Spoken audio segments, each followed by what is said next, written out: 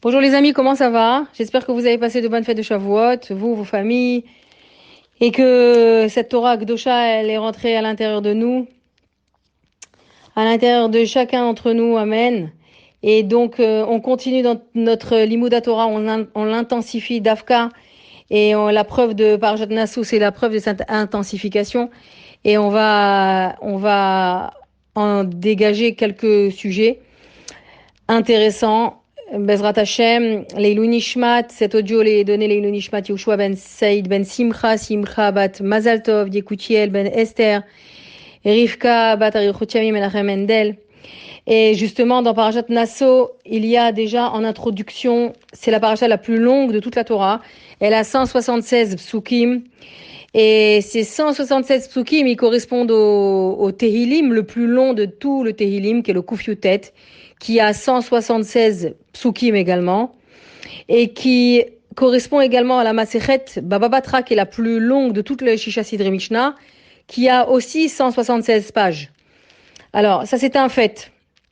Maintenant, cette paracha-là, Nassau, elle est lue après Matan Torah d'une manière générale, et les commentateurs, les Chachamim, ils expliquent que du fait que ce soit la paracha la plus longue lue après Matan Torah, ça prouve justement, c'est un symbole justement de l'enthousiasme du juif que dès qu'il reçoit la Torah à Shavuot, vite, il court étudier la paracha la plus longue de toute la Torah.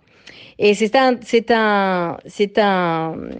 bon signe que d'étudier la paracha la plus longue de la Torah qui vient juste après Matan Torah pour justement prouver que on n'est pas, c'est pas parce qu'on a reçu la Torah que ça y est, on est quitte et maintenant on va se reposer, on attend. Non, on enchaîne directement avec la paracha la plus longue, en tous les cas, pour ceux qui sont en Chutz La'aretz. Celles qui sont en Israël, elles sont déjà dans Be'alotra, mais on se rejoindre, on se rejoindra à la parashat Matot Mas'eh, à la fin donc du Chumash, Bamidbar, c'est là où le Ham Israël se joindra et aura la même paracha. Moi, ça, personnellement, ça me dérange quand on n'est pas ensemble. Mais bon, de toutes les manières, c'est les enseignements que nous tirons, quelles que soient des parachutes, elles sont pour tout le Ham Israël, pour moi en premier. Donc voilà. Alors, cette paracha, donc, elle est la plus longue et elle prouve justement cette petite-là voûte qui est en chaque juif, cet enflammement qui est en chaque juif de vouloir étudier et encore plus. Et la preuve, c'est que la longueur de la paracha le prouve. Donc dans cette paracha, il y a plusieurs sujets qui ont l'air, d'une manière extérieure, complètement différents l'un de l'autre. Mais déjà, on va le placer au niveau chronologique. Nassau, c'est les Nessi'im.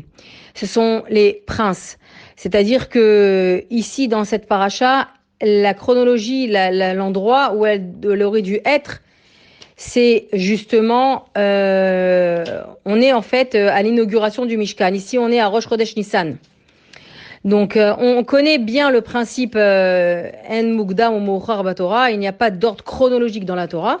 C'est un principe qui est connu, que Rashi rapporte souvent, quand il n'y a pas de suite. Parce que la Torah n'est pas un livre d'histoire où il y a un début, une introduction, un développement et une conclusion. Ce n'est pas ça. C'est même l'emplacement, il est source de, s'il vient comme ça au milieu, il est source d'enseignement. Donc Nassau, ça veut dire compte. Nassau, c'est comme Kitissa. Nassau et Rosh Bnei Gershon. Akadosh Baruch Hu, il demande de compter maintenant les tribus. Et également, ça vient du mot Nessi'im, Nassi, qui veut dire, ce sont les mêmes lettres que Nassi, qui veut dire les princes.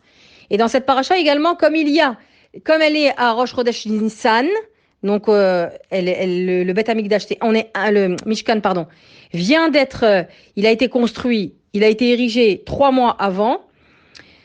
Et là maintenant vient justement le moment de l'inauguration. Alors, ils sont dans le désert et ils vont inaugurer le Mishkan. Et un des thèmes de cette paracha, c'est justement l'inauguration du Mishkan par les Nessi'im, d'où également le titre de la paracha. Donc on voit que les Nessi'im, ils ont amené un cadeau au Mishkan lors de l'inauguration. Et là, du coup, ils sont rattrapés de ce qui s'est passé dans Vayakel. On va l'expliquer. Les Lévi'im, ils sont donc désignés pour porter le Mishkan. C'est eux qui ont le mérite de porter les kelim du Mishkan. Chaque keli du Mishkan était entouré d'une enveloppe de trellettes de bleu azur et ils devaient les porter sur les épaules. Ils ont eu le mérite de porter le Mishkan, de porter les kelim sur les épaules, en l'occurrence le Aaron HaKodesh. Maintenant, au centre de tous ces sujets-là se trouve la Birkat Kohanim, la bénédiction des Kohanim. Se trouve également le problème de la Isha Sota, de la femme qui a trompé, qui est soupçonnée d'adultère, qui est soupçonnée d'avoir trompé son mari. Et juste après, on va parler dans l'ordre, le Nazir, cet homme-là qui s'est désigné consacré à Dieu pour une année, qui s'est consacré à Dieu, se privant ainsi de vin et de toute liqueur et de toute boisson à base d'alcool. Et c'est une année, on va dire, de consécration complète à Akadosh Baruch Hu. Donc il y a les dynimes du Nazir. Aujourd'hui, bien évidemment, ça n'existe plus, mais à l'époque du Beit Hamikdash, ça existait. Et une fois que leur temps était passé, une année ou 2 années, ils rentraient au Beit Hamikdash dans l'Eshkat Nazir. C'était un endroit qui était dans le Ezrat Hanash, l'Ezrat des hommes, quoi, l'endroit où il y avait l'endroit des hommes. Et là-bas, ils ne devaient pas couper leurs cheveux aussi. Donc, ils avaient les cheveux très longs et on les rasait une fois qu'ils avaient terminé leur Nézirut. Vient après Nazir, Birkat Kohanim, la bénédiction que les Kohanim devront adresser au Bnei Israël, Beha'ava, avec amour, lorsqu'ils viendraient à bénir les Bnei Israël. Donc, les Kohanim ont eu le mérite de bénir les Bnei Israël. Alors, le rabbi, il explique dans Parashat Nasso en 1972 que, en fait, le centre de la paracha, c'est la Kehuna. C'est les Kohanim. Les Kohanim, et en particulier, justement, Birkat Kohanim. Et il explique la chose suivante. Il dit que les 2 psukim qui traitent donc des cadeaux que chaque juif devait amener aux Kohanim, c'est pour leur enseigner que le juif n'a pas le droit d'être égoïste. Le Kohen, il avait un statut spécial, c'était qu'il n'avait pas un métier spécial par lequel il pouvait gagner de l'argent. Donc comment il se nourrissait? Il se nourrissait par les cadeaux des Bnei Israël, que chacun devait emmener de son maaser, de ses troumotes, etc. Et il devait l'emmener au Kohanim et au Lévim. Et immédiatement après ce passage-là, on passe au sujet de la Isha Sota. Et le rabbi va nous expliquer un lien qui est d'abord apporté par Rashi, sur place, et qui dit quel est le lien entre les cadeaux que tu dois emmener au Kohanim, que tu devais emmener au Kohanim au Beit Hamikdash, et la femme qui est soupçonnée d'adultère. Eh bien, Rashi dit, si tu gardes pour toi les cadeaux qui reviennent au Kohanim, je te jure que tu seras obligé de venir apporter au Kohen qui? Ta femme. Ta femme parce qu'elle sera soupçonnée d'adultère. C'est-à-dire que si tu te prives de venir donner aux Kohanim ce qui leur revient, eh bien, tu devras de toutes les manières y aller pour un mauvais sujet. Et donc, pourquoi? Parce que tu as refusé d'accomplir le bien qui leur revenait. Donc, tu seras confronté au mal. Et tu ne pourras pas de toutes les manières échapper au Kohen. Si c'est pas pour voir sa face dans le bien, tu seras obligé de la voir pour le mal. Comme ça, diras-je sur place. Et tout de suite après, on parle du Nazir, de celui qui avait pris sur lui de se priver de liqueur et de vin pour se consacrer à Dieu. Et quel est le lien entre la Isha Sota, la femme adultérienne, soupçonnée d'adultère plutôt, et la Nézirut? Réponse, c'est que Rashi dit, si tu demandes pourquoi ces 2 sujets sont juxtaposés, eh bien la réponse que Rashi apporte, c'est que il te dit, fais attention au vin qu'il y a chez toi. Fais attention aux liqueurs qu'il y a chez toi. Pourquoi? Parce que du vin découle des comportements, l'excès du vin en tous les cas. L'ivresse, donc, peut entraîner une atmosphère de débauche chez toi. L'excès du vin peut entraîner l'immoralité. Et donc, c'est la raison pour laquelle la Torah, ici, dans la paracha, elle juxtapose ces 2 sujets. Si une femme, elle en est venue à ça, vérifie comment le vin, il coule chez toi. Donc, de là section de la sota, on passe à la section du nazir, et qui lui donc va s'abstenir de boire toute liqueur. Voilà. Et le Rashi continue en disant que celui qui voit la femme qui a le malheur en fait de voir cette femme soupçonnée d'adultère dans le Beth Amikdash, qui était humiliée et parce qu'elle avait fauté, ou bien elle n'avait pas fauté, mais ça c'est les eaux qu'elle allait boire, les eaux amères qu'elle allait boire, qui allaient le révéler. Eh bien, celui qui voit ce spectacle-là, c'est un enseignement aussi pour lui, qui s'abstienne de consommer du vin en excès, car le vin amène à la débauche. Regardez la finesse et l'éducation que la Torah nous donne ici. L'excès de vin amène à la débauche, et celui qui voit une femme dans son humiliation au Beth Amikdash, qu'il prenne aussi une leçon. C'est important de réaliser, comme dit le Baal Shem Tov, que toute chose qu'on entend, elle est aussi source d'enseignement pour nous. Sinon, elle ne serait pas venue à nous. Et toute chose qu'on voit aussi. Fais attention, il y a des choses qui sont pour le bien, et il y a des choses donc dans lesquelles on doit prendre exemple, et il y a des choses pour lesquelles on doit prendre une leçon en s'abstenant, en prenant une leçon pour nous indiquer, nous éduquer comment ne pas faire pour en arriver là. Et c'est ça ce qu'il dit Rashi ici pour la juxtaposition de ces trois sujets qui sont surtout les Kohanim, le sujet central de la paracha. Le Kohen à qui tu dois emmener les cadeaux, si tu te refuses, tu seras de toutes les manières amené à voir sa face dans une mauvaise condition. Et celui qui est le sujet d'après, c'est le vin à l'excès, donc le nazir qui lui se prive de vin. Et la différence, la relation, le rapport, il est que celui qui boit du vin à l'excès, il emmène chez lui la débauche. Donc Rashi, il explique le lien de ces trois sujets en disant que si un jour tu es emmené à voir une femme soupçonnée d'adultère au Beth Amikdash, sache que tu dois t'abstenir de consommer du vin en excès qui lui amène à cette débauche-là qui est devant toi. Maintenant, la femme qui était soupçonnée d'adultère, quelle était l'humiliation qu'elle subissait? C'est que le mari déjà l'avait averti 3 fois de ne pas parler à cet homme-là. Et il avait remarqué un comportement léger, d'accord? C'est-à-dire qu'une femme, elle pouvait blaguer avec un homme, elle pouvait fixer un rendez-vous avec un homme qui n'était pas son mari, etc. Et que le mari a remarqué. Il aime sa femme, il ne veut pas divorcer. Il lui dit, regarde, s'il te plaît, tiens tes distances avec lui.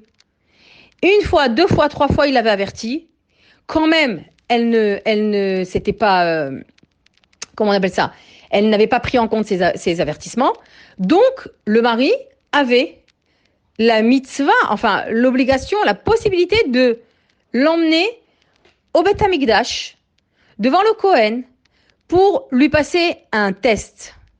Un test de savoir si oui, elle a eu un rapport avec cet homme avec lequel il l'avait mis en garde, ou non. Comment faire pour le savoir? Il ne pouvait pas le savoir. Parce que la porte était fermée. D'accord?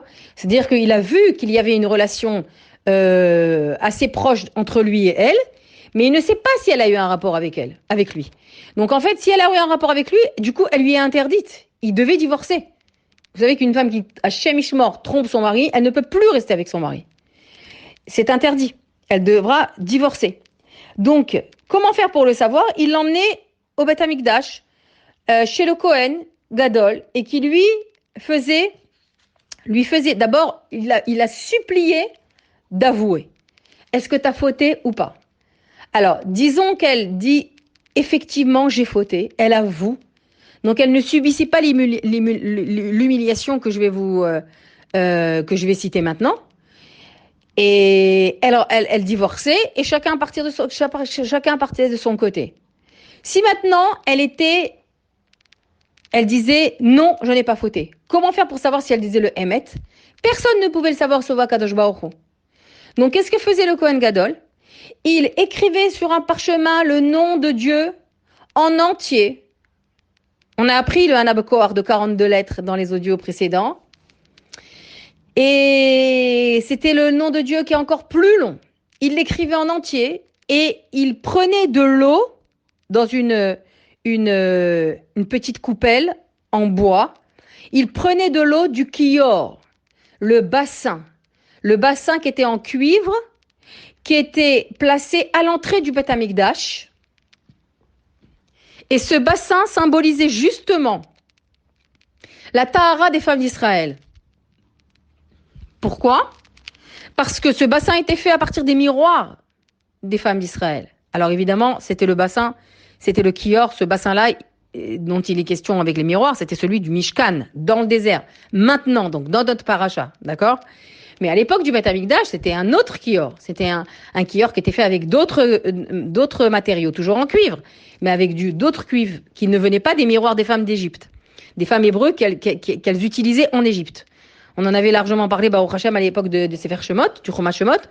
Donc, c'était de ça qu'il était fait ce Kior. Et même s'il n'était pas en Yerushalayim, au Beth Amikdash, il n'était pas fait avec les miroirs en cuivre, parce que c'était des plaques de cuivre qui faisaient briller comme des miroirs, pour se regarder avant de rejoindre leur mari, leur mari, chacune avec son mari, avant d'avoir un rapport avec eux, et dans beaucoup d'amour et beaucoup de joie, etc. Elle se regardait dans ce miroir-là. Donc Hachem, il a dit à Moshe Rabbeinu, récupère-les ces miroirs-là, accepte-les. Et c'est avec ça qu'on va faire le Kior.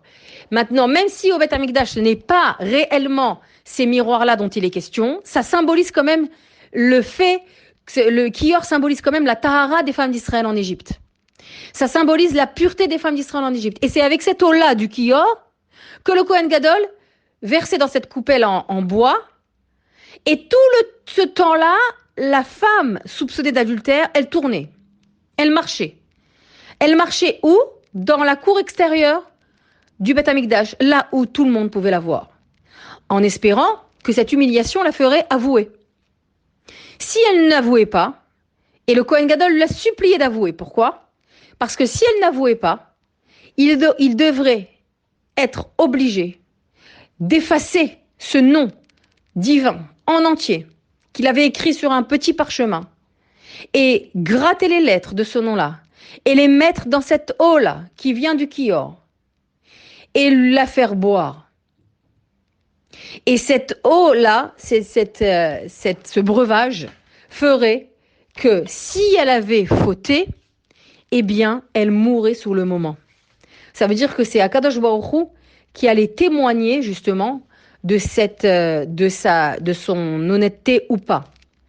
Mais pourquoi il l'a supplié, le Kohen Gadol? Parce que c'était quelque chose de très grave, de devoir effacer le nom de Dieu pour cette femme. Et d'un autre côté, les Chachamim, ils nous apprennent, regardez jusqu'où Dieu va pour rétablir le shalom baït, l'entente et l'harmonie dans un couple. Il va jusqu'à s'effacer lui-même, jusqu'à effacer son nom. Effacer mon nom s'il le faut pour que ce couple retrouve le shalom. Maintenant, si elle avait fauté, elle mourrait sur le moment. Pourquoi? Parce que ses os étaient kadosh à l'extrême. Et elle, dans sa toum'a à l'extrême, elle ne pouvait pas résister devant cette gdusha. Si elle n'avait pas fauté, elle était triplement bénie. De tout ce qu'elle avait avant, elle recevait. De tout ce elle n'avait pas avant, elle recevait. C'est-à-dire que si elle avait des enfants, elle avait beaucoup de difficultés à accoucher, alors elle aurait maintenant une facilité. Si elle avait des enfants qui étaient en mauvaise santé, elle aurait des enfants en bonne santé. Pourquoi tout ça? Pourquoi une telle bénédiction sur sa santé, sur la santé de ses enfants, etc. Pourquoi? Parce que la femme s'était enfermée avec cet homme, puisque son mari l'a vu, puisqu'il l'a emmené au Beth Amikdash. C'est qu'il l'a soupçonnée, réellement, il avait des réels soupçons sur elle. Mais elle s'est enfermée avec lui, mais n'a pas fauté. Et ça lui a demandé donc certainement un grand effort de ne pas fauter. Pour cela, c'est pas juste elle rentre chez elle comme ça. Elle retournera chez elle avec des cadeaux, avec des bénédictions. Pour l'humiliation déjà qu'elle a subie, mais également pour le fait de ne pas avoir fauté. Alors, on pose souvent la question, et l'homme dans cette histoire, il est où, qu'est-ce qu'il fait, etc. L'homme, il meurt, s'il avait fauté avec elle, il mourrait exactement au même moment là où il était. Mais il ne subissait pas d'humiliation. Pourquoi seule la femme subit l'humiliation? Parce que la femme, elle vient d'un niveau spirituel bien plus haut que l'homme. C'est la couronne du Ham Israël. La femme, c'est le keter du Ham Israël. C'est elle qui représente la Gdusha sur terre, la Taharat HaKodesh sur terre, et pour tout le Ham Israël. Et si cette femme-là, elle s'est gâchée, elle s'est humiliée elle-même en prenant cette couronne et en la jetant au sol, ce privilège que Dieu lui donne de la Gdusha et de la Tahara de sa famille, et en la jetant dans de la boue, en allant tromper son mari, alors elle doit subir une humiliation supplémentaire par rapport à l'homme. Parce que c'est elle qui est la privilégiée de Akadosh Baruch Hu par rapport à tout le Ham Israël, c'est la femme. C'est la raison pour laquelle Akadosh Baruch Hu a donné ses mitzvot les plus précieuses à la femme, dont Taharat HaMishpacha, dont Taharat HaKodesh. Et elle, dans un rouar shtout, c'est ça la Isha Sota. Sota, c'est kitishte, elle est devenue folle. Parce qu'une femme qui a toute sa tête, folle dans le sens littéral du terme, une femme qui a toute sa tête, elle n'agit pas comme ça. Elle ne commence pas une relation avec un homme qui n'est pas le sien. Bichlal, elle ne commence pas une discussion hors sujet à ce qu'elle a besoin, un travail, un médecin, etc., hors sujet du moment, avec un homme, parce que c'est une réelle folie. Et de ses 10 doigts, elle peut détruire, comme dit Shlomo Ameler, son foyer. Elle n'a pas besoin de personnes extérieures. Elle-même, par sa sagesse, elle le construit. Chochmat Nashim Banta Beta, par toutes les sagesses, elle le construit. Pas que de la sagesse à elle, c'est pour ça que c'est au pluriel. La sagesse de sa maman, de sa grand-mère, de son arrière-grand-mère, jusqu'aux Imaot. Aux femmes, en passant par les femmes d'Égypte. Les femmes hébreues qui étaient en Égypte, qui ont gardé leur haute moralité. Eh bien, elle le construit, son foyer, par cette pureté-là, et elle-même, avec ses 10 doigts, elle le détruit. Par cette folie qu'il l'habite. Donc, commencer une relation avec extra-conjugale, même si on n'arrive pas au rapport chazvé khalila, qu'une femme, elle devra divorcer pour ça, parce que cette halakha, elle existe juste aujourd'hui. Il n'y a pas eu de Isha Sota aujourd'hui, il n'y a pas tout le cérémonial de Beth Amikdash, mais la halakha, elle reste qu'elle devra divorcer. C'est une femme qui, chazvé shalom, est considérée comme la Torah comme une folle, dans le sens le plus littéral du terme, comme il dit Shlomo Ameler, il velet. Cette femme qui a un vent de folie en elle. Dieu t'a donné des cadeaux, il t'a béni de tout ça, et tu jettes tout en l'air. Tu détruis ta vie. Tu te ruines, et tu ruines la vie de tes enfants et de ton mari. Donc c'est la raison pour laquelle Akadosh Baruch Hu est d'accord d'effacer son nom pour établir le shalom entre elle et sa femme. Dans le cas où elle n'aurait pas fauté. Et elle rentrerait à la maison chargée de bénédiction, elle et son mari. Parce que effectivement, elle était soupçonnable. Rien ne vient sans rien. Vous savez qu'aucun soupçon n'est comme ça. Mais Bassof, il n'y a rien eu au final. Et ça a été un grand effort pour elle. Et quant à son humiliation, elle l'a subie parce que justement, quand c'est quelqu'un de banal, entre guillemets, je mets ce mot-là, qui se pervertit, c'est déjà très grave. Mais quand c'est une personne qui appartient à une dynastie royale qui se pervertit, c'est encore plus grave. C'est encore plus très, très, très grave. Donc elle ne peut pas subir le même traitement, entre guillemets, que celui qui a un niveau en dessous, qui est l'homme. Spirituellement, la femme, elle est plus haute. C'est l'homme, c'est la Ateret Baala, c'est la couronne de son mari. Donc, si Chaz v'Shalom, elle commence avec quelqu'un, ça peut l'emmener très, très loin. Et c'est la raison pour laquelle la Torah, elle met en garde. Fais attention à ce qui gravite, ce qui autour de toi. Fais attention à ce qu'il y a comme atmosphère chez toi. Est-ce que c'est de la gdusha ou est-ce que c'est de la débauche, de l'ivresse qui mène à la débauche d'Afka? Maintenant, le rabbi continue sur les Kohanim. Et après, je terminerai avec les Kohanim, en expliquant que le premier Kohen, c'était Lévi. Lévi, le fils de Léa. Et pour la naissance de Lévi, Léa, elle a dit un pasouk magnifique. Elle a dit « Ata apa'am yilave ishi elai ». Maintenant, cette fois que j'ai un troisième enfant, mon mari m'accompagnera. Pourquoi? Sforno explique que quand on a 2 enfants, la mère, elle tient un dans chaque main. Mais quand il y a un troisième, elle a besoin de son mari. Bon, j'espère qu'elle a besoin de son mari pour autre chose que pour tenir la main de son troisième enfant, mais comme ça, il dit le Sforno. Et Léa, qui souffrait justement de cette mal-être, on va dire, par l'amour secondaire que son mari lui prouvait, eh bien, là, elle était contente d'avoir un enfant en disant, un troisième fils en disant, eh ben, maintenant, j'aurai besoin d'une troisième main, donc mon mari n'aura pas d'excuse il sera obligé de m'aider. Comme ça, il dit souvent sur place. Et qui est-ce qui a appelé Lévi à sa naissance? Il est écrit dans le passouk suivant, Alken Kara Shmo Lévi. Sauf que Kara, c'est pour ça qu'elle a appelé son nom Lévi. Mais Kara, c'est au singulier. On aurait dû dire Kara. Ah, elle l'appela. Non, il écrit il l'appela. Kara, au Zachar. Qui a nommé Lévi? Les Chachamim nous disent, le Midrash nous dit, que Akadosh Baruch Hu Kara Shmo Lévi. C'est Hachem qui l'a appelé Lévi. Et Dieu, à ce moment-là, il a dit à Léa, toi, tu dis que par cet enfant, ton mari t'accompagnera. Moi, je dis, dit Akadosh Baruch Hu, que les descendants de cet enfant accompagneront mes enfants lorsqu'ils se présenteront devant moi au Mishkan. Les descendants de Lévi, c'est les Kohanim. Et les Kohanim, ils viennent de Lévi, n'est-ce pas? Et on le sait déjà depuis Shemot, quand Moshe il a refusé il devait être Kohen, et ben il n'a été que Lévi. Quand il a refusé, il a insisté pour ne pas recevoir la shlichut que Dieu lui a donnée. Donc Hachem il lui a dit, ça sera Aaron le Kohen et toi tu seras le Lévi. Mais Lévi, Moshe, c'est un Lévi d'abord. Et Moshe, Aaron et Myriam du reste. Et donc, ça c'est le mérite de Léa.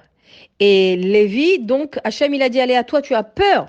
Tu veux maintenant que ton mari t'accompagne? Moi, je te promets que tes enfants, les descendants de ton Lévi, ils accompagneront mes enfants devant moi au Mishkan.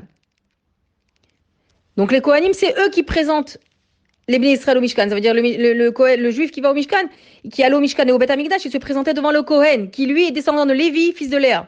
Imenu.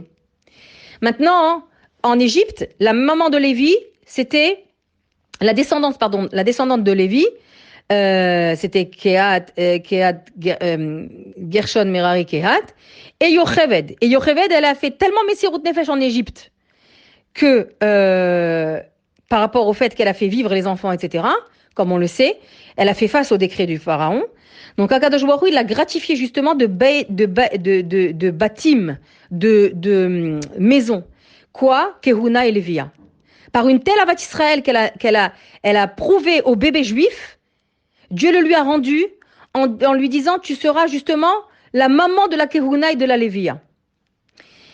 Et c'est pour ça et donc de Yocheved, elle a eu Moshe, Aaron et Myriam. Et Aaron, c'est le symbole de l'amour, c'est le symbole de l'empathie, de la solidarité. Aaron, il sentait la bienveillance de l'autre, il sentait le problème de l'autre, il était bienveillant vis-à-vis de l'autre.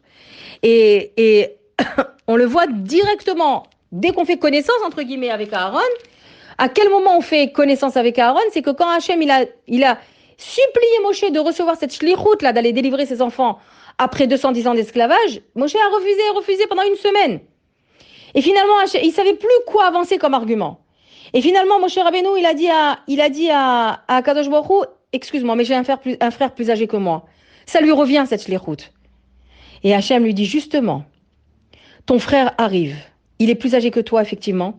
Ton frère arrive, il arrive et verra acha v'samach belibo. Il arrive, il te voit et il est heureux dans son cœur de ta nomination, alors que ça lui revenait à lui. Et du fait que Aaron a été heureux de la nomination de son petit frère, en laissant la place Keilou, avec un bon cœur, à la plus grande des shlichut que Hachem a donné à Moshe Rabbeinu, alors ces trois mots-là, ils font la différence. Vera'acha ou samach belibo, il est heureux dans son cœur de te savoir heureux toi, de te savoir nommer. C'est lui qui aura le mérite de bénir mes enfants. Il a un tel amour, sans intérêt, un amour qui est inconditionnel envers toi et envers chacun de mes enfants. C'est lui qui aura le mérite de faire descendre la bracha chez mes enfants. Voilà. Et c'est pour ça que les Kohanim ont eu, grâce à Aaron et toute sa descendance, la mitzvah de bénir les Bnei Israël beha'ava, avec amour. C'est la bracha qu'ils disent juste avant de commencer la bracha. La bénédiction que Aaron a reçue, et lui et ses descendants, c'est que ce cœur-là, Bélibo, ce cœur qui a été joyeux, la Gemara Shabbat, elle dit, ce cœur qui a été joyeux d'Aaron, il s'est réjoui dans son cœur. Eh bien, Dieu dit, je placerai sur ce cœur-là le Choshen Mishpat. Le Choshen Mishpat, c'est le pectoral avec les 12 pierres des 12 tribus. Et le Choshen Mishpat, pourquoi Dafka ce Choshen Mishpat-là? Parce qu'il avait 8 vêtements, le Kohen Gadol. Pourquoi Dafka le Choshen Mishpat? Parce que le Choshen Mishpat servait à aider les Bnei Israël. Lorsque les Bnei Israël, les Juifs venaient consulter Dieu, c'est par ce Choshen Mishpat que Dieu répondait. C'est par ce pectoral aux 12 pierres précieuses que Dieu faisait passer son message d'amour et de conseil et de bénédiction aux Bnei Israël. Ce cœur qui a été joyeux et heureux, je le bénis de ce vêtement-là. Parce que le Choshen Mishpat faisait partie des 8 vêtements. Et le Zohar à Kadosh, il explique que donc Aaron, non seulement Aaron avait cette faculté, mais toute la descendance d'Aaron, tous les Kohanim, jusqu'aujourd'hui en fait, les Kohanim, ils bénissent les Bnei Israël. Et vous savez que vous rencontrez un Kohen, évidemment quelqu'un que vous connaissez, etc. Comme ça, Stam, on peut lui demander de faire une Birkat Kohanim sur nos têtes. Avec le Shem Havaï. Le Kohen, il a un statut spécial dans les Bnei Israël de faire descendre la bracha. Et on va expliquer pourquoi. Le Kohen, il vient du monde du Chesed. C'est ça ce qu'il dit le Zohar. Un Kohen, il vient jamais de la Gvoura. Vous savez que le Zohar, il explique des concepts très profonds, qui nous dit que, en fait, Dieu, il nous fait cadeau de plein de choses. Et ces cadeaux-là, il les a incarnés en être humain. La bracha, le chesed que Dieu veut nous donner, il l'a incarné en un homme et une dynastie qui s'appelle les Kohanim. Aaron d'abord et les Kohanim. Et la sévérité ne peut jamais être sur un Kohen. Un Kohen, il est plein, un vrai Kohen évidemment, il est plein de chesed, il est plein d'amour pour le peuple d'Israël. Et donc, on comprend mieux maintenant le kavod que Dieu donne aux Kohanim pour la Aliyat Torah. Quand on veut faire monter quelqu'un à la Torah, on commence par les Kohen. Quand on a un Kohen dans une Seouda, s'il est Talmid Chacham évidemment, on lui donne d'abord la parole. Le Zimoun, c'est d'abord le Kohen. Tout a un kavod par rapport au Kohen. Pourquoi? Parce qu'il a un statut comme ça. C'est parce que ce statut-là, il lui vient de l'amour qu'il a pour les Bnei Israël. Et la bracha qu'il dit est la suivante. Rachid explique les mots de cette bracha-là. 3 mots, 5 mots et 7 mots. Première bracha, Yevarecha Hashem ve'yishmerecha. Deuxième bracha, Ya'er Hashem panav elecha. 5 mots. La troisième, Ya'er Hashem panav elecha vichuneka. 5 mots. Et la troisième bracha, Yisa Hashem panav elecha v'yasem lecha shalom. 7 mots. Et Rachid dira sur place que ces 3 brachot, elles ont un ordre particulier. La première bracha qui est Yevarecha Hashem ve'yishmerecha, c'est une bracha pour le gashmi, pour le matériel, c'est-à-dire l'argent. Le Kohen Gadol ici, il bénit l'argent des Bnei Israël, la parnassa des Bnei Israël. Après vient Ya'er Hashem panav elecha. J'ai oublié de vous dire un détail, c'est que la bracha Yevarecha, c'est Bet, Resh, Chaf, dont les 3 lettres sont des multiples de 2. Bet, c'est 2, Resh, c'est 200, Chaf, c'est 20. Et les 2, ça veut dire que quoi? C'est ce que Dieu il te donne en 1, et la bracha, elle te le multiplie par 2. Si tu as par exemple 100 euros, ou 100 shekels, ou 100 $, la bracha, elle fait que tu auras la possibilité d'acheter avec, comme si tu avais 200. Donc la bracha, elle a la capacité de multiplier ce que tu as en somme d'argent. Ça s'appelle une bracha. Et on le voit des fois. Et on le voit même souvent. Avec peu, on a réussi à faire. Et certains ont beaucoup. Et l'argent, il passe entre les doigts de la main. Ils peuvent faire le minimum. Et pourtant, ils gagnent beaucoup. C'est ça la capacité qu'elle a, la bracha d'Akadosh Baruch Hu dans le Gashmi, donnée par le Kohen Gadol, de faire justement multiplier ce que tu as en double. Après, vient la deuxième bracha, qui est Ya'er Hashem panav elecha. C'est une bracha qui est encore plus grande. Rashi l'explique, c'est Dieu qui éclaire sa face vers toi. Est-ce qu'on arrive à comprendre ce concept que là, de ce qu'on est en train de dire là? Hachem, il retourne sa face, il tourne sa face vers toi. Et il t'éclaire de sa face.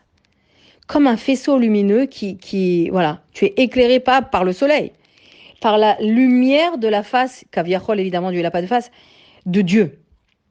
Qu'il te donne l'occasion d'avoir un visage réjoui. C'est ça ce qu'ils disent les Chachamim et Rashi. Un homme qui sourit est un homme satisfait de ce qu'il a. Il est donc rempli. Il ne sourit pas parce qu'il a beaucoup. Il sourit parce que il décide que ce que Dieu lui a donné, c'est bien. Ça le satisfait. Ça le rend heureux. Alors, ça ne veut pas dire qu'il ne doit pas prier pour la suite. S'il a besoin de encore et encore et encore, bien sûr, on a besoin encore de ça, et encore d'argent pour marier les enfants, et une voiture plus grande, et une maison plus grande, etc., et des vacances pour respirer, pour se décontracter. Un homme, on a besoin, et c'est vital, et Dieu veut qu'on lui demande. Mais ce qu'il ne veut pas, c'est que tu ne saches pas dire merci d'abord pour tout ce qu'il t'a donné, en te réjouissant de ce qu'il t'a donné déjà de base. Et la deuxième bracha, c'est Ya'er Hashem panav elecha, cette lumière que Dieu dirige vers toi, qui vient de son visage, Kaviachol, elle t'éclaire que si tu sais te réjouir de ce que tu as, de ce qu'il t'a donné, à Kadosh Baruch Hu. En fait, savoir dire merci. Et il y a un mizmor qui est très important à dire, très souvent comme ça. Et surtout, il est facile, on le connaît par cœur en général, et surtout quand on a Hashem Ishmor, quelque chose qui ne va pas. On a eu un petit incident, etc. On commence d'abord par dire merci à Kadosh Baruch Hu. Et quel est ce mizmor? C'est mizmor le Toda, Tehilim Kuf. Pourquoi? Parce que dans ce mizmor, il est dit Bo she'arav betoda. Présentez-vous dans ces palais, dit David Ameller, dans Tehilim, en tous les cas, Tehilim.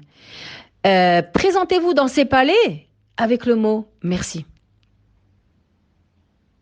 Bo she'arav betoda bechatzerotav bithila. Présentez-vous dans ces cours privés, dans son chatzer pnimi, dans sa cour privée du palais, avec des louanges.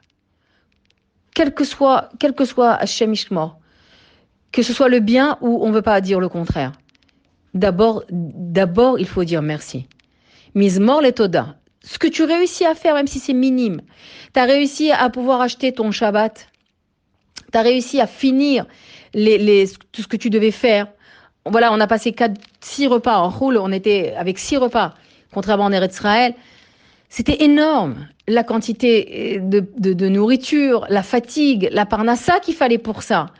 Et je dis toujours que Shavuot, c'est presque comme Pessah. C'est surtout quand il y a 6 repas comme on l'a eu cette année, Baruch Hashem, qu'on a d'abord commencé un Shabbat avant. Eh bien, quand on a réussi à faire tout ça et qu'on le mange en bonne santé, c'est évident que sort de ta bouche, Mizmor le Toda. C'est naturel.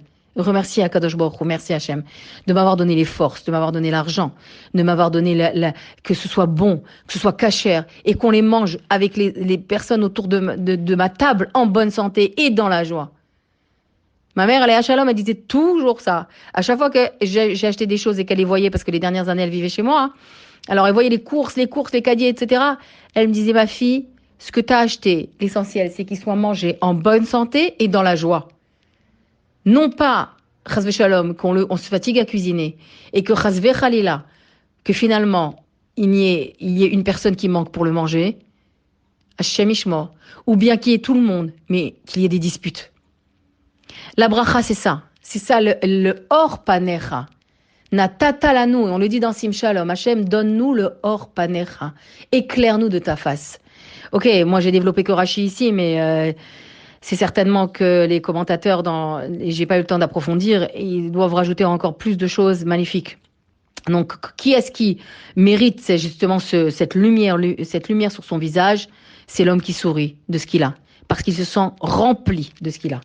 Et ça, Dieu nous donne l'occasion de nous réjouir. Après vient la troisième bénédiction. Yisa Hashem panav elecha veyasem lecha shalom. Ici, Rashi dit que c'est une bracha encore plus haute que la deuxième. C'est quoi? C'est que Dieu retient sa colère. Il arrive parfois qu'on mette en colère Hachem. Et la vérité, c'est pas parfois, c'est souvent, malheureusement. Comme un enfant qui met en colère ses parents.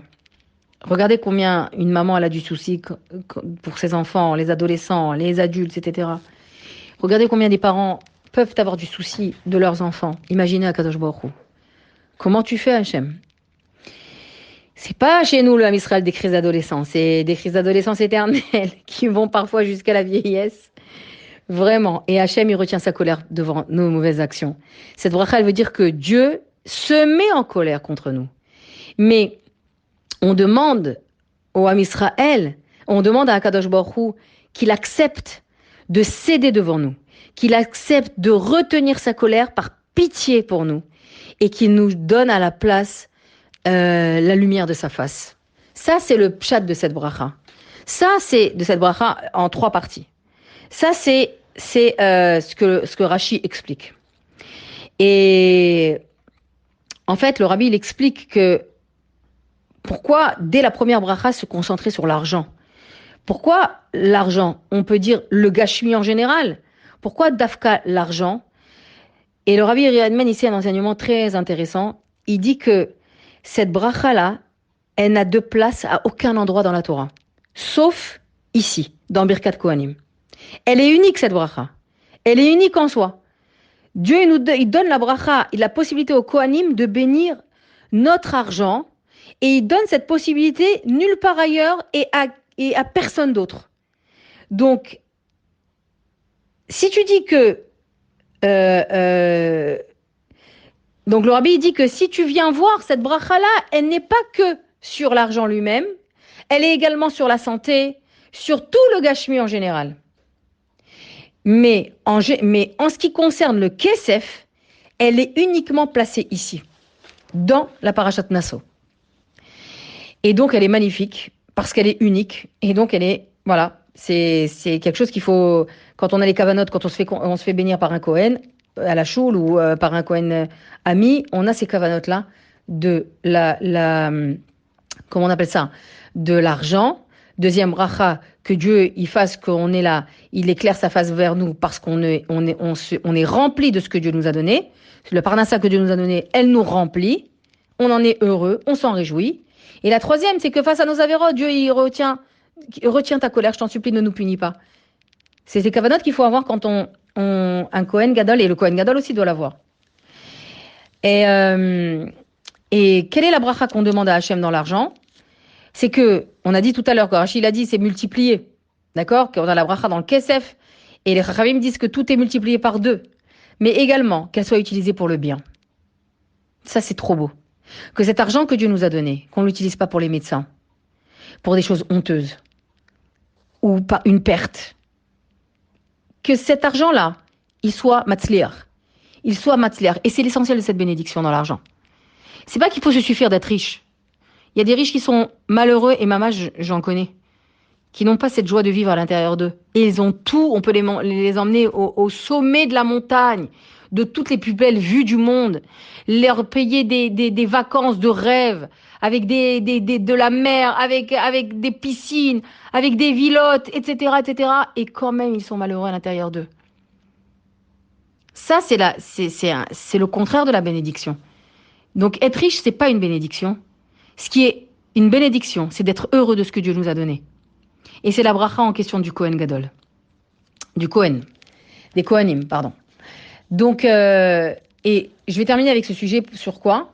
Sur pourquoi c'est le Kohen qui a mérité, on l'a déjà dit tout à l'heure, mais pourquoi c'est le Kohen qui a mérité de faire descendre cette bénédiction sur chacun des enfants d'Israël? Parce que tout simplement, il a la herpatiout. Il est concerné par le problème des hommes, par le problème de son peuple. Et qui était le premier, c'est Aaron à Cohen. Et cette herpatiout, elle réveille, entre guillemets, elle réveille Hachem.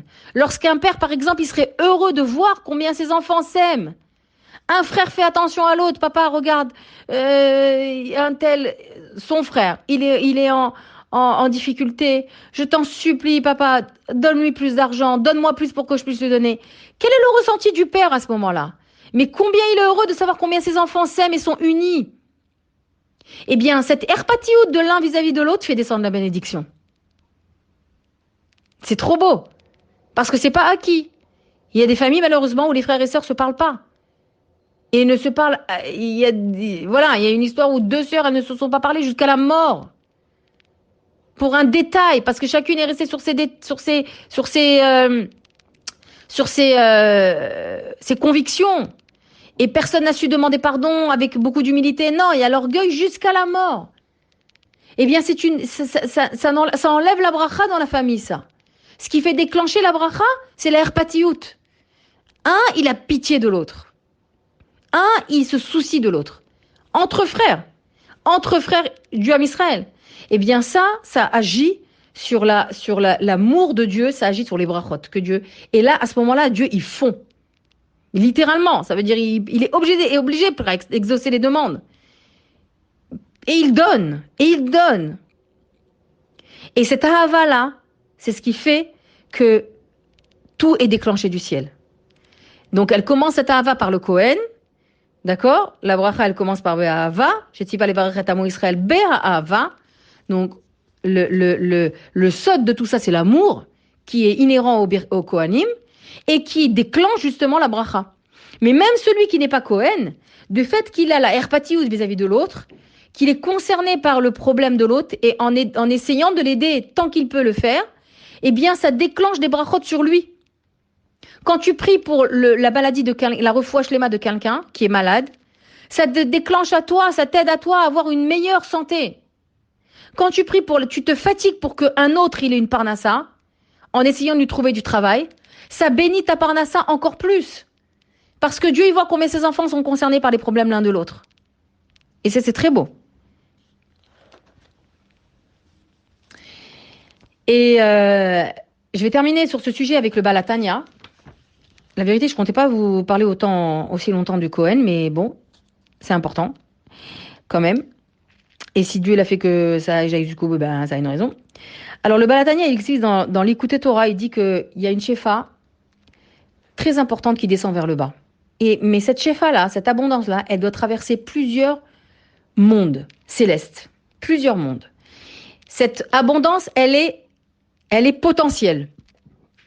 Et elle tombe dans le monde de la matérialité, ici le nôtre, en concret. Le problème, c'est que cette shefa-là que Dieu veut nous donner, elle traverse plusieurs mondes. Et à chaque monde, dit le Balatania, dit le Admour Azaken, il y a des accusateurs. Cette shefa, elle émane du monde de Hatzilut, qui est que spirituel. Là-bas, il n'y a pas d'argent, il n'y a pas de gashmi, il n'y a rien. C'est que spirituel. Et de Hatzilut, elle est donc en potentiel. Elle est en kohar. Et il faut qu'elle descende de la poêle. Elle est en potentiel, mais il faut qu'elle descende jusqu'à notre monde qui est Asiya, le monde de la matérialité, en concret. D'accord? Tu reçois la parnassa concrètement. Mais le problème, c'est que quand elle descend ces plusieurs mondes-là, il y a des accusateurs qui disent « Attends, tu vas pas lui donner à elle? Tu vas pas donner à cette personne? Regarde ce qu'elle a fait hier. Regarde comment elle s'est comportée aujourd'hui. Regarde comment elle s'est comportée la semaine dernière. » Et face à ces accusations, eh ben, cette shefa, elle est retenue. Elle ne descend pas. Elle n'arrive pas à traverser les mondes de Yetzira, Bria et Asiya, qui sont les trois autres mondes à partir d'Atzilut, à cause de ces anges accusateurs. Et donc, qu'est-ce qu'il fait? Et donc, cette shefa, elle attend. Elle est pour nous, mais elle attend. Elle attend d'être descendue jusqu'à nous.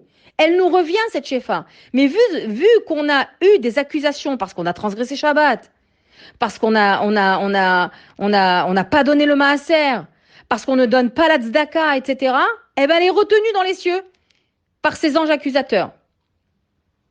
Maintenant, quel est le secret pour la faire descendre sans passer par cette, entre guillemets, bureaucratie céleste, spirituelle?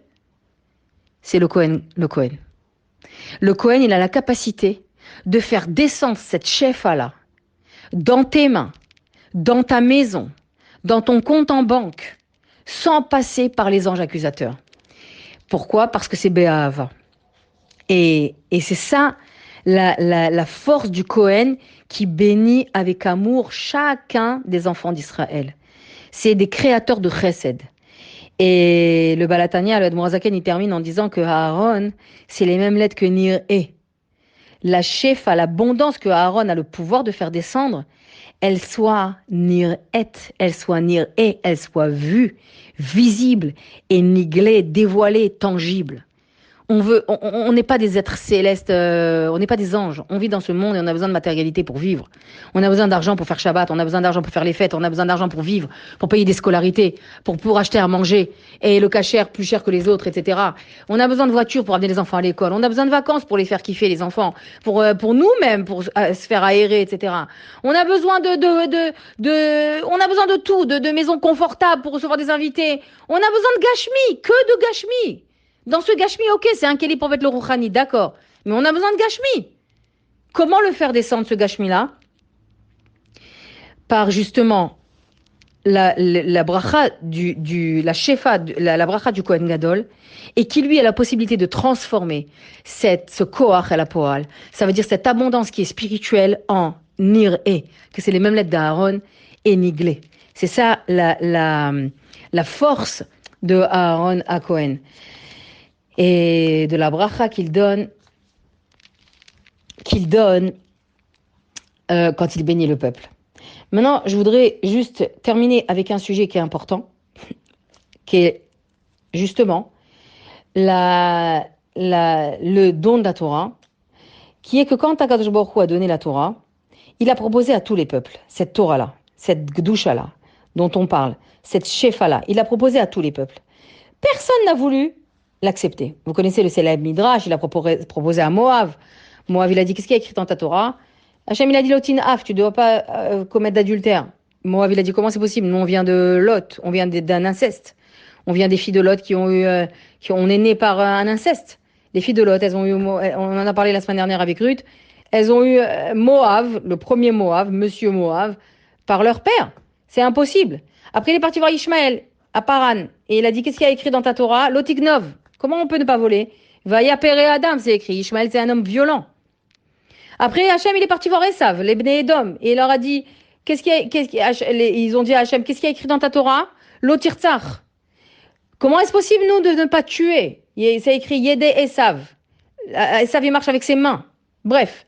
Akadosh Baruch Hu, il est parti chez tous les peuples. Sauf Israël, Adin, Naaseh, Venishma. Très bien. Maintenant, le Yalkut Shimoni, il dit que Hachem, il a donné quand il a donné sa Torah, tout le monde a été silencieux. D'accord? Tout le monde a été silencieux, pas un oiseau n'a gazouillé, pas un âne n'a bré, rien. Et toutes les nations sont venues voir Bilham, le grand, les Avdil, Moshe Rabbeinu de l'époque. D'accord? Il avait l'équivalent en prophétie, dans la Touma évidemment, de Moshe Rabbeinu. Qu'est-ce qui se passe, Bilham? C'est quoi, le monde il s'arrête? Hachem il va encore détruire son monde, un nouveau déluge, qu'est-ce qui se passe? Bilham il a dit non. Dieu, il donne sa Torah, il est en train de donner sa Torah à ses enfants. Et à ce moment-là, les nations, ils ont dit, qu'est-ce qu'ils ont de plus que nous, eux, finalement, pour l'avoir mérité? Et Akadosh Baruch Hu les a fait taire tout de suite, en leur disant, Atem rotim Torah, iviuli sefer haichusim shelachem. Vous voulez ma Torah? Apportez-moi votre livre généalogique. Est-ce que vous êtes capable de savoir? Montrez-moi vos familles. Montrez-moi qui sont vos enfants. Est-ce que vous êtes capable de savoir qui est votre maman, qui était sa mère et son père? Les Chachamim, ils expliquent, basé sur un pasouk de Shirachirim, qu'il y avait 3 groupes dans les nations du monde. Des enfants qui étaient nés de pères inconnus. Deuxième groupe, des enfants qui étaient nés de mères inconnues. Et des enfants qui étaient nés, troisième groupe, de pères et de mères inconnus. Voilà les nations de l'époque. Ils ne connaissaient pas leurs parents, ou la moitié. Et vous voulez que je donne la Torah à une nation comme ça? Amenez-moi votre Sefer, votre livre des généalogies. On va voir l'arbre généalogique, s'il est kasher, s'il est tahor, il est kadosh. Et les nations du monde ont répondu, ça ne leur a pas satisfait, il a dit, comment est-ce possible que tes enfants aient vécu? Comme ça dit le Yalkut Shimoni, dans le Hot Tavres Pedalet. Comment est-ce possible que tes enfants aient vécu 210 ans en Égypte sans avoir fauté, sans avoir eu un écart d'adultère? C'est impossible. Qu'est-ce qu'Akadosh Baruch Hu a fait? Il a dû justement leur prouver, il a témoigné lui-même avec son sceau divin dans chaque famille des Shvatim. Et c'est Dafka, la liste elle est Dafka dans Parashat Pinchas. Il a témoigné avec son sceau divin dans chaque famille, dans chaque tribu, que chacune des familles était Kadosh, Tahor et respectait Taharat HaMishpacha. Comment il a témoigné? Le sceau divin de Dieu, c'est le He et le Yud et le He. Il a dit, les Chanor par exemple, la famille Chanor, Mishpachat HaChanochi. Les Falou, Mishpachat HaFaloui. C'est-à-dire qu'au début de chaque nom de famille, Dieu a mis le He, et à la fin de chaque nom, il a mis le Yud. Or, on sait très bien que le He et le Yud, d'abord c'est le sceau divin, et ça représente le couple juif. La femme et l'homme. L'homme a le Yud et la femme elle a le He. Donc le sceau divin, dit la Gemara, c'est le nom d'Hachem. Et la Gemara elle dit, Zachu ish ve'isha, shrina shura benehem. Si le couple comment on appelle ça, est méritant, la shrina, elle règne entre eux. Ça veut dire qu'ils ont le Yud et le He à l'intérieur d'eux. Ils ont le Shem Havaye en eux. Et donc, ils sont réchauffés du Esh HaShrina. Sinon, Chas Shalom, le contraire. Ils ont le feu qui incendie la maison. Le feu des disputes, le feu de la discorde, le feu des avérotes, etc. Si le couple n'est pas méritant. Et David Amelech le témoigne. Dans Tehilim, il dit Shiftei Ka. Les tribus de Dieu, le Ka, Yud et le He, c'est la signature divine. Hachem, il a dit, c'est à un peuple comme ça que je donnerai ma Torah. À un peuple qui s'est gardé sur 210 ans d'esclavage, en étant dans le pays le plus pervers et le plus débauché du monde. Qu'il n'y a pas une femme qui a trompé son mari. Il n'y a pas eu une Isha Sota dans cette période de 210 ans. Vous vous rendez compte comment c'est long, 210 ans. C'est très très long. C'est énorme. Et des millions de femmes n'ont pas trompé leur mari. Ok, il y a Shlomi Bat Divré dont la Torah témoigne et c'était un viol. Et on voit que cet enfant finalement qui a été issu d'un viol par un Égyptien qui a abusé de sa maman, Shlomit, eh bien, cet enfant-là, il s'est révolté finalement vis-à-vis de Dieu. Ça a été le Mekalel, celui qui a maudit, qui a béni. Je ne veux pas dire ça. Et c'est ça ce qu'il dit à Kadosh Baruch Hu. Ma Torah, je la donne pas à n'importe qui. Pas n'importe qui ne peut étudier ma Torah. L'étudier en tant que science, oui, tout le monde peut le faire. On peut lire le Talmud en français, les Midrashim en français, tout le monde peut le lire. Et tout le monde peut les comprendre, à un certain niveau en tous les cas. Mais celui qui est pénétré de moi-même, de mon Etzem, c'est mon peuple. Mon peuple qui est jusqu'aujourd'hui, qui représente la Taharat HaKodesh, la Taharat HaMishpacha, parmi les nations, dans le monde entier. Regardez le niveau, l'amour que Dieu nous donne. Ribono Shel Olam, c'est trop beau. Le Baal Shem Tov dit rien que de ça, déjà le matin, on doit se lever en sautant du lit. Rien que le fait qu'on soit désigné par Dieu comme étant Am Segula, Goy Kadosh, c'est déjà un titre, une couronne que Dieu nous donne d'entrée. On n'a rien fait pour ça. On l'a appris en Shavuot. On n'a rien fait pour ce choix, pour cet amour. C'est Dieu qui l'a décidé. Et cette preuve-là, elle est déjà, ce niveau-là, il est déjà exprimé dans Shir HaShirim aussi. Quand Shlomo Melech il dit Gan Naoul Achotikala, Gan Naoul Mayan Khatoum. La Kala, la jeune fille, est un jardin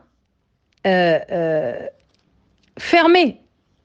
Pas un jardin, une source fermée. Un jardin fermé, et Gal Naoul Mayan Khatoum est une fontaine qui est scellée. Qu'est-ce que ça veut dire? Et le passouk d'après, Shela Yud Gimel Perek Dalet, Shela Chayir Pardes Rimonim Impri Megadim, Kfarim Im Neradin. Shlomo Amelech, il dit dans la suite, les plus, c'est le pasuk Dalet, chez la Chaïr, ceux qui t'ont renvoyé dans les jardins de Grenade. Et les Chachamim, ils disent sur place, qu'est-ce qu'il le dit Rabbi, dans la Gemara, Rabbi Abba Bar Kahana, il dit que Sarah Imenu, quand elle est descendue en Égypte, elle s'est gardée de l'immoralité. Elle a été prise par le pharaon, elle s'est gardée de l'immoralité. Ok. Par rapport à ça, Yosef Hatzadik, il s'est gardé de l'immoralité quand il a été en Égypte avec la femme de Potiphar, il s'est gardé de l'immoralité. Et Rabbi Pinchas, il dit au nom de Rabbi Chia, se garder de l'immoralité étant soi-même, était lui-même un mérite pour que les Bnei Israël sortent d'Égypte. Parce qu'ils ont été sur le chemin de leurs ancêtres, Yosef et Sarah Imenu. Et comment on le sait? Il est écrit un jardin clos, un jardin fermé et ma sœur. Et ma fiancée, c'est une source d'eau qui est scellée. Comment on le sait donc qu'ils ont bénéficié de cette sortie d'Égypte? Chez la Chaïr. Ton renvoi d'Égypte, c'est-à-dire ta sortie d'Égypte, elle a été possible uniquement parce que tu t'es protégé de l'immoralité, comme un verger de Grenade. Donc c'est très important de savoir que on a mérité de sortir d'Égypte par cette haute moralité que les femmes hébreux ont gardé là-bas et qui fait que on a mérité Matan Torah. On a mérité notre Sefer HaYichusim, notre arbre généalogique pur et kadosh. Chacun il sait qui est sa maman, qui est son papa, et sa grand-mère et son arrière-grand-mère. Et plus on remonte, plus on a affaire à des tzadikim, des rabbins. Combien on entend des femmes qui disent « Mon grand-père c'était un rabbin, mon arrière-grand-père c'était le rav de tout, le Meknes, de tout, etc. » Plus on remonte, plus ils sont tzadiks. Et Talmid Chacham. On connaît notre arbre généalogique et il est magnifique, il est pur et c'est une gloire, une fierté de le montrer. Hachem l'a montré à toutes les nations du monde en leur disant maintenant mesurez-vous à celui-là, mesurez-vous à ce peuple, mesurez-vous à cet arbre, à ces Sefer Yichusim. Qu'est-ce que vous apportez? Un ne connaît pas sa mère, l'autre ne connaît pas son père et un ne connaît ni sa mère ni son père. C'est des rejetons. À eux je vais donner ma Torah? Non. Et ça c'est une fierté. Et ça, c'est mamash une fierté. Mais cette fierté, il faut en avoir conscience régulièrement. Quand une kala, une jeune fille, ne doit pas toucher son khatan avant le mariage. C'est un interdit de toucher son khatan avant le mariage. Et le Rambam, il ajoute sur ça que c'est un interdit deoraita. Deoraita. Parce que c'est une femme qui est nida, une kala, tant qu'elle n'est pas allée au mikvé et passée sous la choupa. Un mari, il n'a pas le droit de toucher sa femme. Si elle n'est pas allée au mikvé, je ne parle pas du rapport, ça c'est karet. Un homme qui a un rapport avec sa femme sans qu'elle soit allée au mikvé, c'est un chayav karet qui est l'équivalent d'un adultère. Pourtant, c'est sa femme, il y a la ktouba à la maison. Mais même un jeune homme et une jeune fille qui se toucheraient, c'est un interdit. Parce que la fiancée est un gan, naoul, est un jardin fermé. Elle ne peut pas se donner comme ça avant le mariage. Elle a besoin pour se donner à son mari de passer sous la choupa et de bénéficier de Sheva Brachot. C'est pas rien se donner à son mari. Ça nécessite des bénédictions. Et ces bénédictions, elles ne viennent que si justement on s'est gardé avant, on a été fermé avant. Et c'est ce qui a fait qu'on a mérité Torah, cette moralité, qui doit descendre tous les jours dans nos mains, dans nos familles, chez nos enfants, chez les élèves qu'on éduque, et les jeunes filles de notre communauté, etc. Alors, comment la faire descendre, cette moralité tous les jours, cette pureté tous les jours? Les Chachamim disent qu'un peu de lumière chasse beaucoup d'obscurité. Eh bien, il suffit simplement de ne pas s'éloigner, juste, ne pas se contenter d'un sourd-méra, de l'immoralité, ne pas s'éloigner de ça, etc. Il faut faire assez tov, rajouter des maasim de Gdusha. Quand on rajoute des maasim de Gdusha, ça repousse l'immoralité.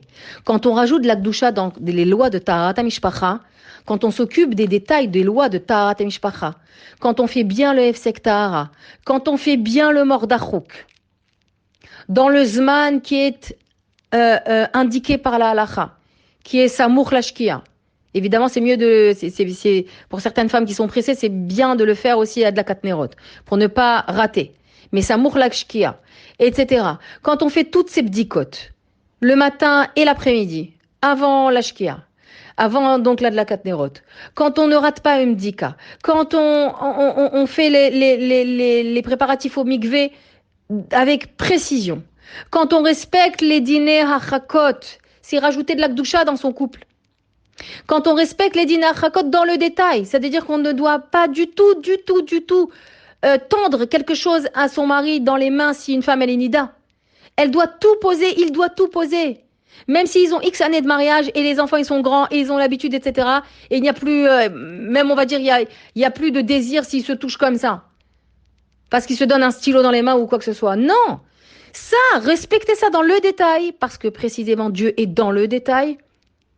Eh bien, c'est rajouter beaucoup de Gdusha dans son couple. C'est faire briller encore plus le Esh Ashrina. Le Yud et le He dans son couple, de Ish et Isha. Et ça repousse beaucoup d'immoralité, beaucoup de choses impures du couple. C'est ça ce qu'ils disent les Chachamim. Au lieu de faire juste sourmera, eh bien, fais assez tov aussi. Et ça va ajouter justement dans la bracha. La bracha dont on a parlé tout à l'heure avec Birkat Kohanim, qui l'a fait descendre dans le couple, c'est toi. C'est toi le Kohen Gadol du couple. C'est toi, femme d'Israël et jeune fille d'Israël, future femme d'Israël, qui est le Kohen Gadol du couple. Et si bien que le pasuk dit les Haniyar bracha el betecha. Laisse ta maison, laisse la bracha dans ta maison.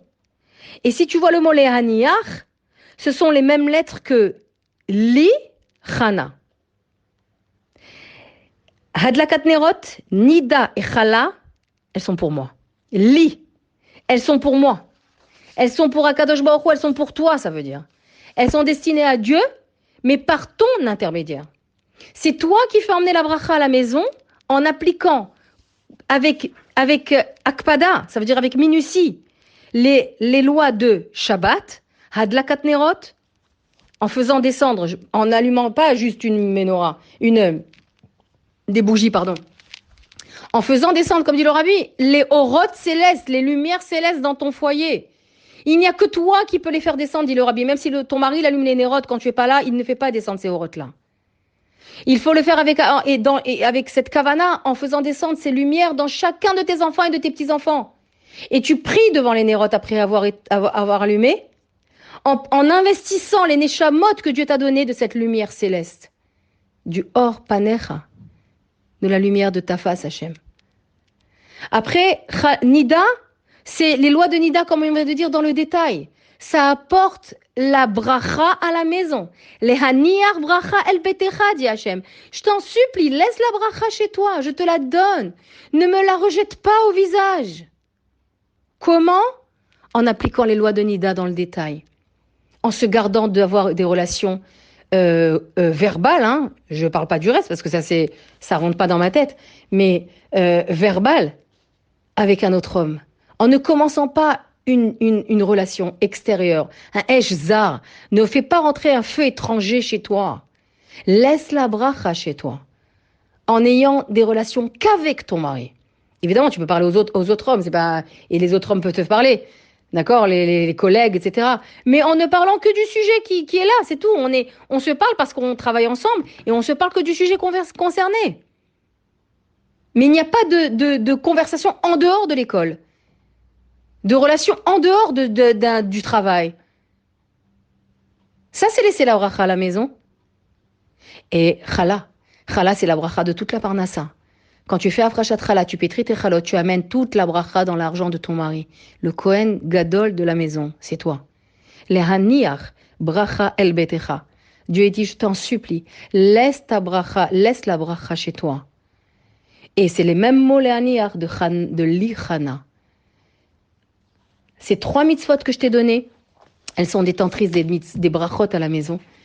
Et je te les ai données pour te donner tout le bien qu'il te revient.